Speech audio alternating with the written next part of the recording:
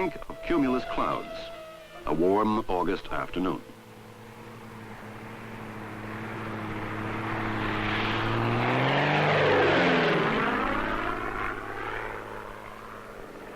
For this cloud, it looks like it's sitting right over Combination, the old Combination. This plane, operating from a weather research base in Montana, is about to perform an experiment on a cloud. The only one of any consequence around. Its shadow is just now, looks like a shadow is over Site 5. It used to be a shrewd observation that everybody talks about the weather, but nobody does anything about it. It's no longer true. 8-3 Charlie, Kuiper. The cloud appears to be over the whole town of Combination. The plane is spreading a trail of invisible chemical smoke, billions of tiny particles of silver iodide produced by the burners under the wings. Air currents will sweep the particles up into a cloud where, if conditions are right, they will trigger the transformation of minute water droplets into crystals of ice.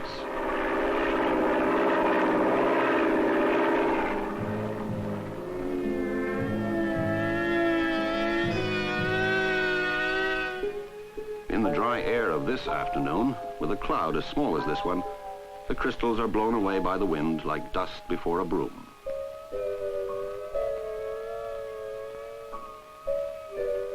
The insubstantial pageant of the sky fades into thin air.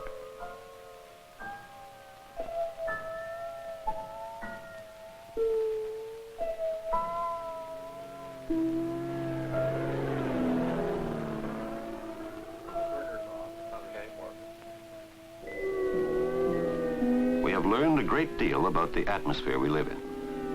The camera, speeding up the movement in the sky above, reveals restless forces.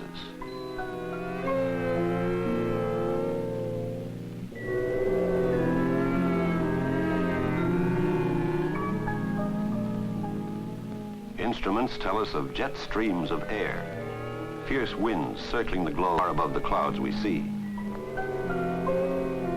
We live at the bottom of a turbulent ocean of air, scores of miles deep.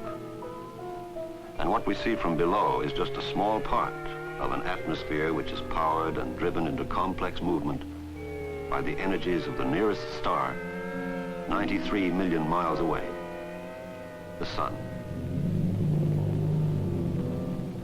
Streaming out from the hub of the solar system are many different kinds of energies. Sometimes, when there are solar storms, its own gaseous substance is ejected into space as clouds of particles. And always, steadily, the sun pours forth light, heat, ultraviolet rays, radio waves. Almost all these forms of energy affect the atmosphere of our distant Earth. When clouds of solar particles stream toward our planet, some of them are caught in its magnetic field and form enormous nebulous envelopes, detectable only by instrument probes far out in space.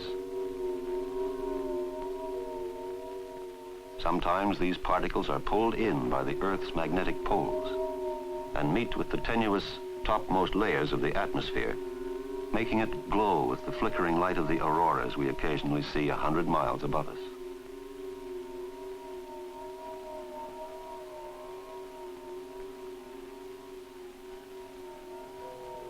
Below the auroras, the Earth's thickening atmosphere becomes a shield under which human life can flourish.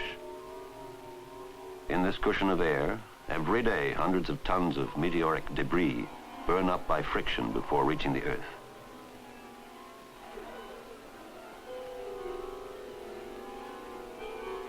And if we dropped from this altitude in a long arc down toward the Earth and had special powers of sight, we could see many different layers within our atmosphere protecting us from the harmful electromagnetic radiation of the sun. Layers that filter out the longer ultraviolet rays, that filter out X-rays, a layer of ozone, without which enough short-wave ultraviolet radiation would reach the Earth to destroy almost all life.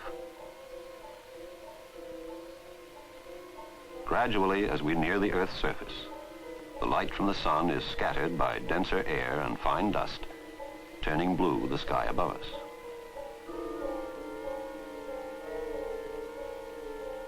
Of all the energy the atmosphere receives from the sun on a clear day, about 2/3 gets through to shine on the lands and seas of Earth.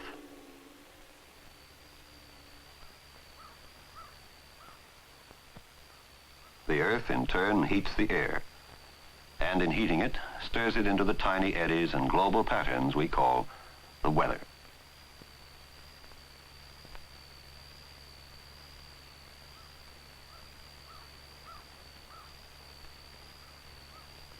All creatures in time have learned to adapt somehow to the Earth's enormous range of heat and cold and wet and dry. Through clothing and shelter, we make our compromises with the weather, not always with success.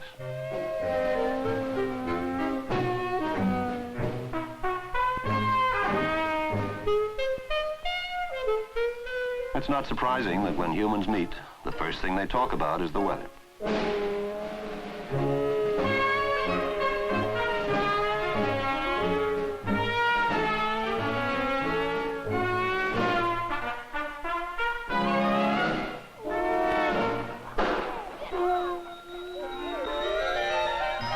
The joy of a crisp and sparkling winter day. The inconvenience it sometimes causes us.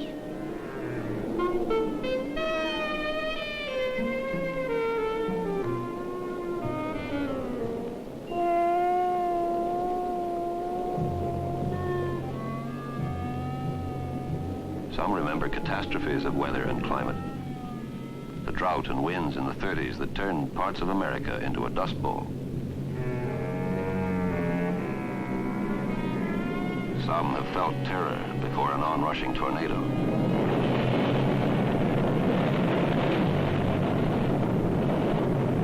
Many have cringed before the onslaught of a hurricane.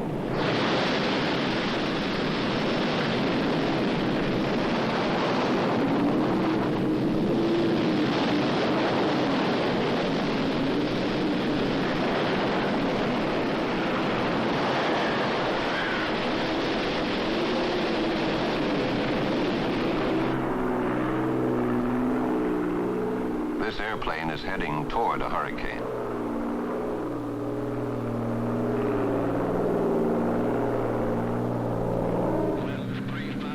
Its crew of weather technicians are members of the Hurricane Hunter Squadron of the U.S. Navy.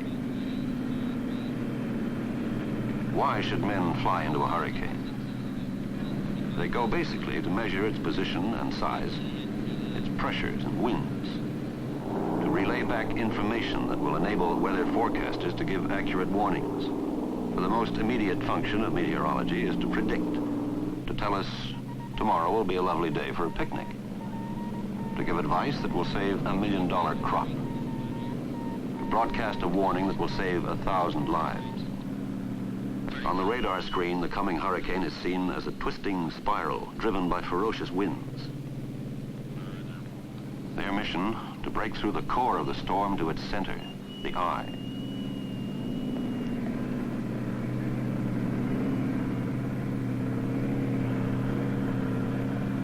Okay, Steve, it looks like it's about 18 miles in diameter. Tops go up to 47,000. We're gonna have to punch right on through. I have no holes in the radar. Roger. The planes are sometimes structurally damaged during their missions. To date, only one crew has been lost.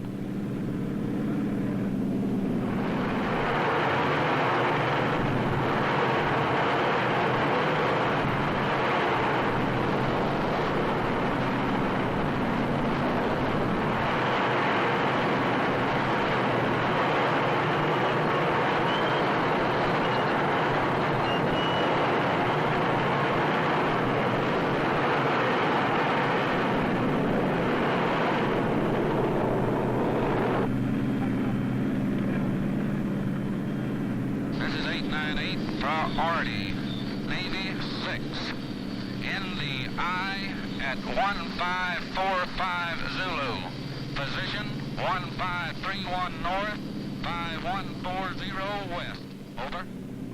The eye. a deceptively calm funnel of hot, dry air, wheeling clouds. Where will the storm go from here? To predict, the meteorologist must understand the processes and patterns in the atmosphere.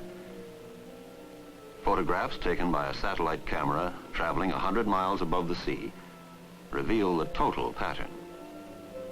Hurricane Debbie coming into view below, off the coast of Florida.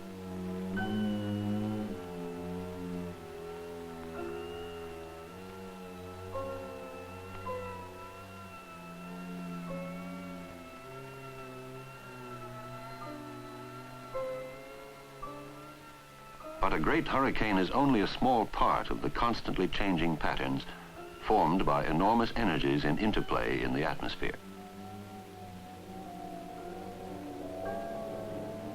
After passing the outer rim of the hurricane, only a few minutes by space camera, moist tropical air moving over a vast, cool ocean current is producing a solid white bank of cloud and fog.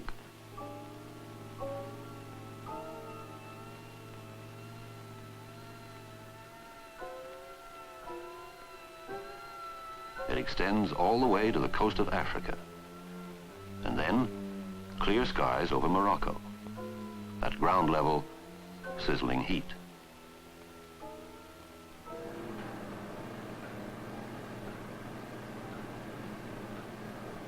Atmospheric scientists are gaining a more precise understanding of the causes of these phenomena. Here, for example, they are artificially creating global weather patterns for study. What they call familiarly the dishpan is a flattened model of the northern hemisphere. Ice is placed in the center core to simulate the pole. The heated outer rim is the equator. When dye is dropped into the water between and the pan rotated as our Earth rotates, patterns emerge.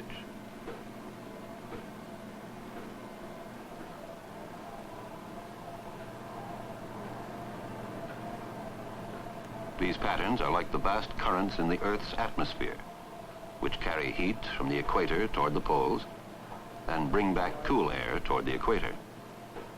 Without this constant heat exchange, the tropics would become unbearably hot, the polar regions unendurably cold. These currents moving between hot and cold form lobes, like the petals on a flower. And if we look at the rotating pan from above, through a camera turning at the same rate, we see a shape astonishingly like the patterns on a weather map of the northern hemisphere. It is possible to make another kind of model of global circulation. So we take the kinematics of the motion completely into account, but between two zonal walls. At the U.S. Weather Bureau in Washington and elsewhere, The width scientists are developing mathematical analyses of the weather. where this is the heat flux through the mean meridional circulation. Flux that The way. equations are put in a form that can be handled by a computer. Digesting millions of bits of weather information from all over the hemisphere, Point Barrow, Halifax, Baghdad, Manila, the computer calculates a prediction.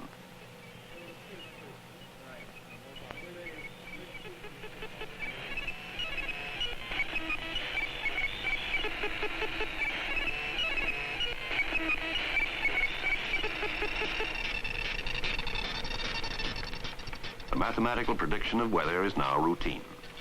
The contours printed out by the computer are translated into the familiar wavy lines and bulges we see in the daily weather map. As men have come to a deeper understanding of the forces of the atmosphere, it was inevitable that some should dream of changing it.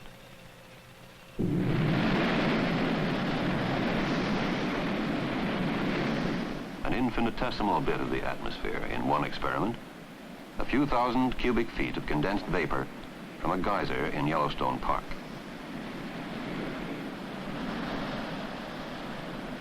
Temperature 20 below zero. They have suspended in the geyser cloud a balloon supporting a string impregnated with a special explosive.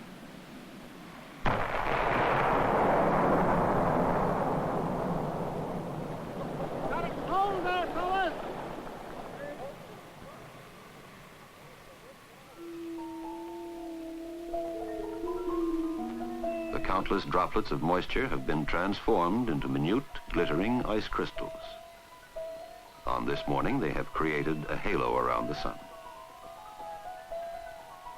Investigating the detailed nature of such processes is the prelude to the possible control of some of the harmful aspects of the weather. The time may soon come when men will be able to say, yesterday we prevented a hailstorm. Today we stopped the lightning.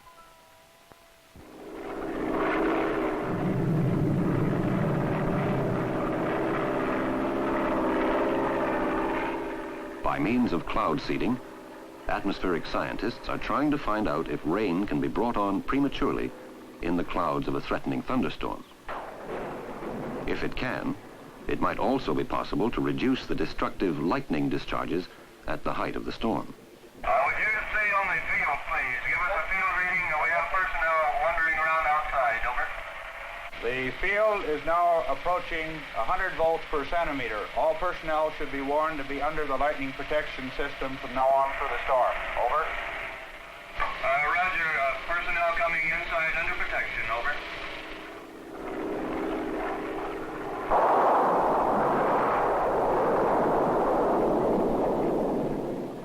Must be getting in closer. We're starting to get some appreciable strikes. There was a good one. Right at 285 feet. Ground discharge observed. Azimuth 243 degrees. This side of Black Pine Ridge. Flare up at base. Start that one, please. Over. Skyfire aircraft 83 Charlie. This is.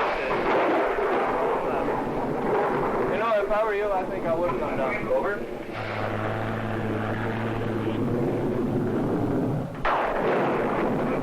Records are kept of the frequency and types of lightning strokes, of seeded and unseeded storms.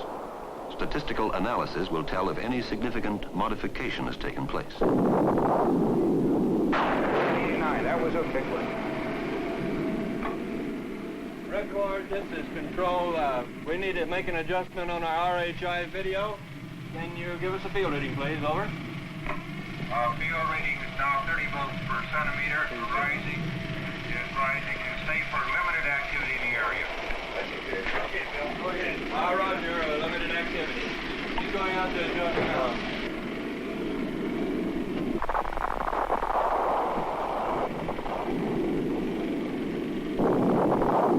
Control, field is rising very rapidly, approaching 100 volts per centimeter. Suggest all personnel be under cover. Over. Hurry up, Bill. He's building again.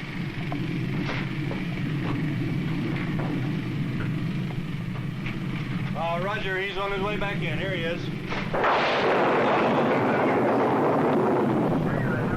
Visual strike at coordinates 335. Very close to site 1. Over. Roger, we felt it. Oh, that last one was a big one. Snow and ice research in the Antarctic, air pollution work in England, arid climate research in Africa. The atmosphere is being studied all over the world, and we are gradually learning the true nature of the forces which surround us.